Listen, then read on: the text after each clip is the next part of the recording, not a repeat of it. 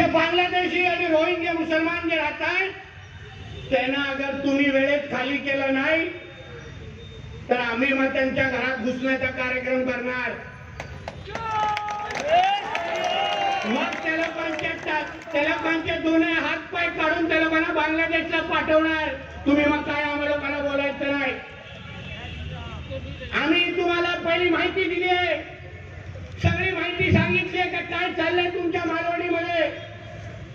अरे तुमच्या मालवणीमध्ये ज्याला आम्ही टिप्या बोलतो तो टिप्पू सुलतानचं बडव्याचे इथे फलक लावतात, गेट लावतात. कोण होता तो टिप्या? कोण होता? त्याची हेलो एवढी चाटताय. त्यांनी त्याच्या पूर्ण कारकिर्दीमध्ये सर्वात जास्त हिंदूंचं धर्मांतर कोणी केलं असेल राजा म्हणून तर त्या टिप्यानी केलेला आहे. आणि त्याच्या स्वतःच्या तलवारीवर त्यांनी काय लिहून ठेवलेलं के अल्लाह ये तलवार से ज्यादा काफिरों का गर्दन काटने की मेरे को हिम्मत दे. त्या टिप्याच्या तुम्ही इथे फलक लावता आणि आम्ही गप्प बसायचं थू त्या वेळेच्या टिप्यावर. काय करणार तुम्ही लोक? आणि अशा पद्धतीने तुम्ही या गोष्टी सहन करायच्या. म्हणून आपल्या हिंदू बांधवांना सांगेन, तुम्ही सगळेजण एक ताकदीने ज्या दिवशी बाहेर याल, एक ताकदीने उभे राहाल, तेव्हा या लोकांची काही हिंमत होणार नाही. आम्हालाही बघायचंय की हे प्रशासन किती आडवं येतं आमच्या विरोधात. या वर्षाची रामनवमीची मिरवणूक, या वर्षीची हनुमान जयंतीची मिरवणूक, हे सगळं त्यांच्या मस्जिदीच्या समोरात निघणार. थांबवायची तर हिंमत दाखवा. आम्हाला बघायचं किती हिंमत आहे तुमच्या लोकांमध्ये. जो नियम तुम्हाला लागतो तोच नियम आम्हालाही लागतोय. आमच्या अगर मिरवणुका वेळेत निघत असतील तर मग तुमच्या मिरवणुकीमध्ये हे सगळे लाड नको. म्हणून हे सगळे जे विषय आहेत, असंख्य विषय इकडच्या बिचाऱ्या पीडित लोकांनी आज मला दिलेले आहेत. इथे जो साईराज गुरियापाडा SRA हाऊसिंग सोसायटी आहे, 172 माहीम करून मुसलमान बांधव आणून तिथे त्याला वोटर केलेला आहे. 172. कोण हिशोब घेणार येता? कोण विचारणार त्या लोकांना की बाबा तुम्ही कुठून आलात? ते राहतात माहीम मध्ये, मतदान येते त्या लोकांचा तुमच्या इथे. अशाच पद्धतीने गुरियापाडा वॉर्ड क्रमांक 47 तिथे पण SRA मध्ये बाहेरच्या या जिहाद्यांना आणून तिथे ठेवलेला आहे. कुठलाही हिशोब नाही. पोलिसांनी आवर्जून ऐकावं. ही माहिती आहे आमच्याकडे येऊ शकतात तर तुमच्याकडे काय येत नाही.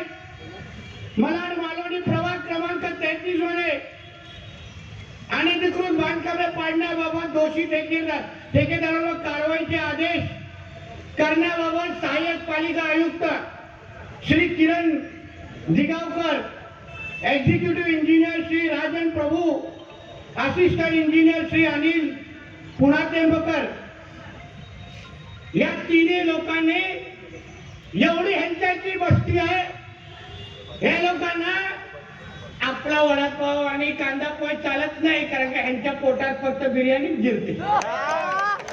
या लोकांना दाढी पुरवण्याशिवाय या लोकांना रात्री झोपच लागत नाही. एवढे सारे लाड या जिहाद्यांचे लोक करतात.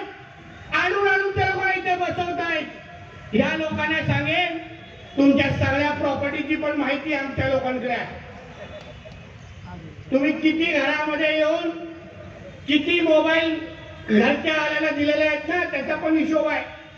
कुठे कुठे घरं घेतलेली आहेत तेही या काळ्या पैशाने याचा हिशोब आमच्याकडे आहे. वेळेत ही नाटकं अगर बंद झाली नाहीत ना तर तुमची कशी मस्ती उतरवायची ना, ह्याच्यात चांगली वॅक्सिन आमच्याकडे ठेवलेली आहे. आणि ती आम्ही हातावर देणार नाही, डायरेक्ट डोंगणावर. हे लक्षात घ्या.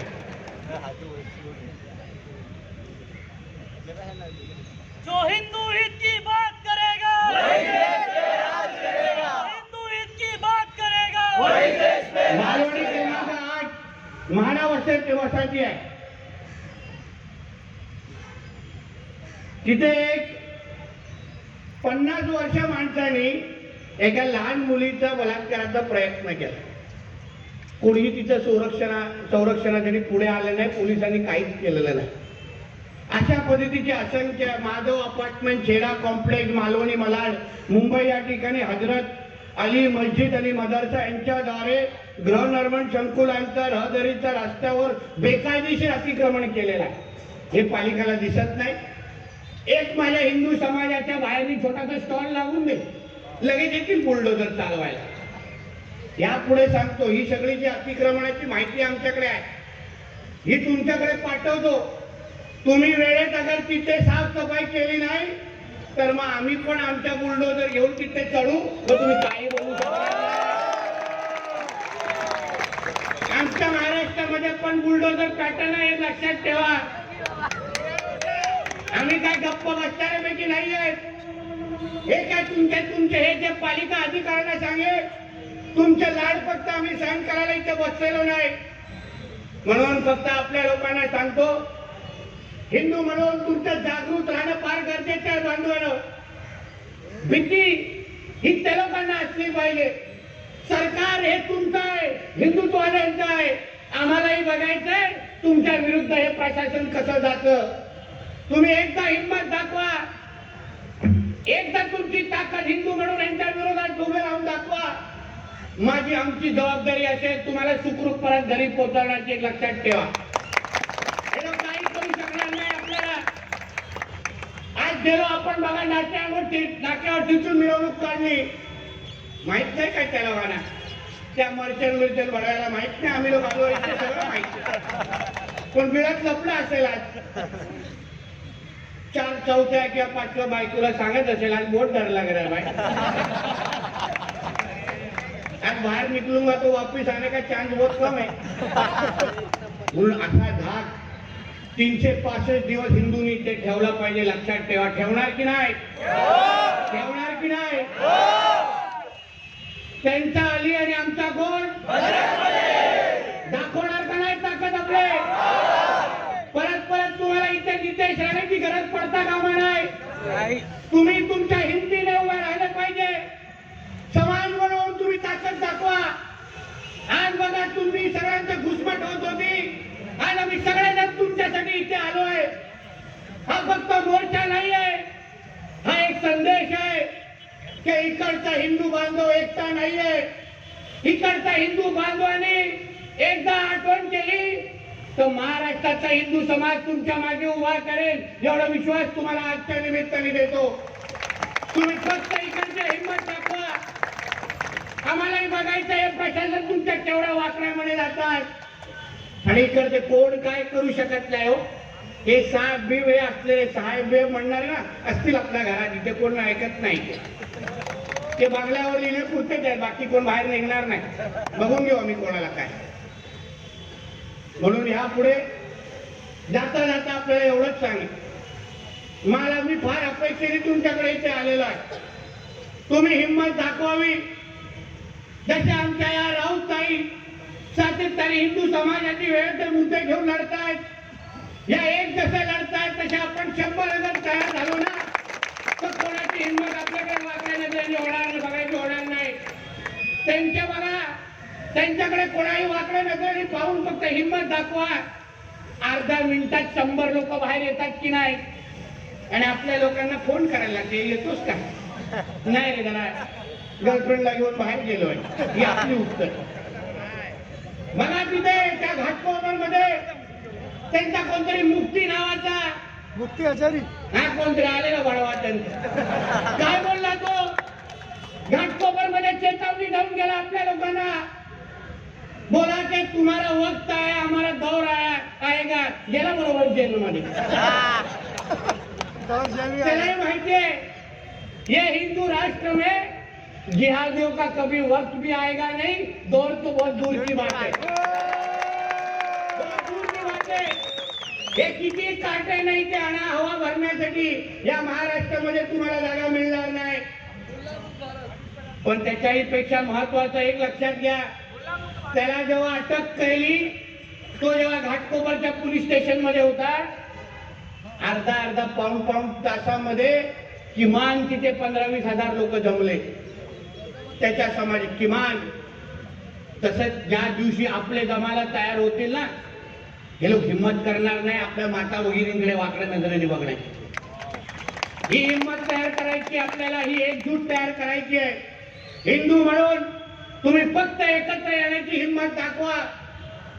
प्रशासनाचं तुम्ही आमच्यावर सोडावं, काही चिंता करू नका. त्यांना कुठली भाषा येते ना आम्हाला चांगल्या पद्धतीने माहिती आहे. प्रशासनाचे चांगले अधिकारी आहेत ज्यांची आम्ही वाहवा करतो, त्यांच्या पाठीवर थाप पाडतो. डिपार्टमेंट मध्ये मोठ्यातले मोठे अधिकारी आहेत. अहो या पोलीस आमच्या मुंबई आणि महाराष्ट्र पोलिसांनी ना खूप लोकांना सुतासारखं सरळ केलेलं आहे. आम्हाला माहिती आहे खूप लोकांना सुतासारखं सरळ केलं.